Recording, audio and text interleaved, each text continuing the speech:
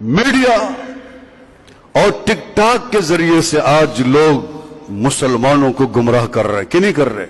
اجی صاحب دل رو رہے اندر سے. مسلمانوں کو فحاشی اور یعنی اور دین دشمنی پر آمادہ کر رہے ہیں. مسلمان ان غلط ویڈیوز کو دیکھ کر گمراہ ہو رہے ہیں. ان کی گمراہی کا گناہ بھی ان کے اوپر ڈال دیا جائے گا جنہوں نے یہ ویڈیوز بنائی ہیں. اگر کسی نے غلط ویڈیوز بنائی، لڑکی مسلمان لڑکی نے اس کو دیکھا، اپنے سر سے دوپٹہ اتارا، اپنے جسم کی نمائش کی، تنگ لباس پہنا، ڈانس شروع کیا، تو جو اس کو گناہ میں لگے اس عورت کو جس نے یہ ویڈیو بنائی تھی، اللہ کی قسم وہ بھی برابر کے گناہ میں شریک ہوگا.